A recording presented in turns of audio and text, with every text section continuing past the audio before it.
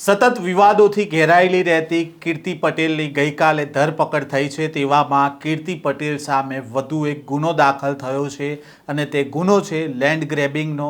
સુરતમાં એક વૃદ્ધ દંપતી હતા, તેનો ફ્લેટ પચાવી પાડવાનો કીર્તિ પટેલ પર આરોપ લાગ્યો છે। શું છે આ સમગ્ર મામલો, વાત કરીશું આ વિડીયોમાં। વૈષ્ણવજન તો તેને કહીએ જે પીડ પરાઈ જાનાને રે। નમસ્કાર, નવજીવન ન્યૂઝમાં આપનું સ્વાગત છે। હું છું જયંત દાફડા।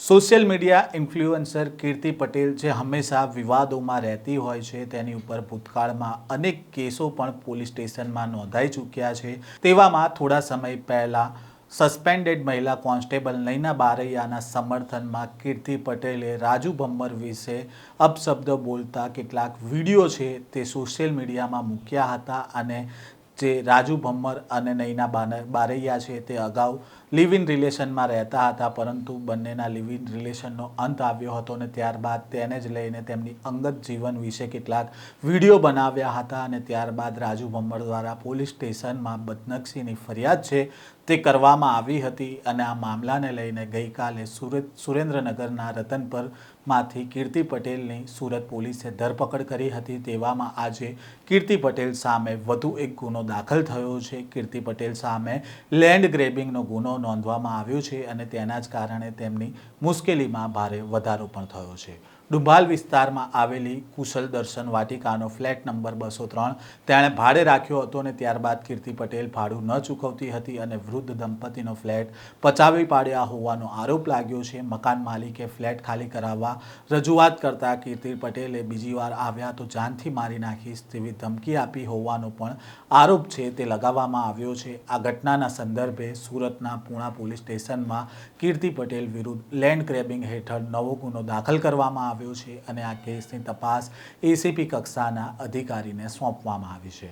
સુરતના ડુંભાલની પંચવટી સોસાયટીમાં રહેતા વૃદ્ધા મંજુલાબેને કીર્તિ પટેલ સામે આરોપ લગાવ્યો છે કે કુશલ દર્શન વાટિકાના બીજા માળે આવેલો ફ્લેટ નંબર 203 વર્ષ 2016માં ખરીદ્યો હતો અને વર્ષ 2019માં સોસાયટીના પ્રમુખની ઓળખાણથી કીર્તિ પટેલને આ ફ્લેટ છે તે 9500ના ભાડાથી આપવામાં આવ્યો હતો।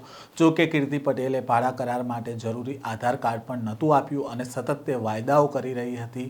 તેણે મકાન માલિકને સ્પષ્ટ કહી દીધું હતું કે આ મકાનનું લાઇટ બિલ હું ભરું છું, એટલે ફ્લેટ ખાલી નથી કરવાની, તમારાથી થાય એ કરી લો અને જો બીજી વાર ફ્લેટ ખાલી કરાવવા આવશો તો તમને જાનથી મારી નાખીશ। અને જે ફ્લેટ કીર્તિ પટેલે પચાવી પાડ્યો હતો તે સમગ્ર મામલાને લઈને ધમકીથી ગભરાઈ ગયેલા વૃદ્ધ મકાન માલિક છે તેઓ આખરે પોલીસ સ્ટેશને પહોંચ્યા હતા અને પોલીસ પાસે મદદ માંગી હતી કે અમારો ફ્લેટ છે તે કીર્તિ પટેલના કબજામાંથી છોડાઈ આપો, કારણ કે અમારા ફ્લેટ ઉપર કીર્તિ પટેલે કબજો કરીને રાખ્યો છે। અને કીર્તિ પટેલ સામે આજે સુરત પોલીસે વધુ એક ફરિયાદ લેન્ડ ગ્રેબિંગની નોંધી છે અને કીર્તિ પટેલ સામે અત્યાર સુધીમાં 18 જેટલા ગુનાઓ છે તે નોંધાયેલા છે। તેવામાં હવે જોવાનું રહ્યું કે સતત જેની સામે ગુના દાખલ થઈ રહ્યા છે તેવી કીર્તિ પટેલ સામે હવે સુરત પોલીસ શું કાર્યવાહી કરે છે। આ પ્રકારના સમાચાર સાથે ફરી મળીશું। નવજીવન ન્યૂઝ સાથે જોડાયેલા રહેજો।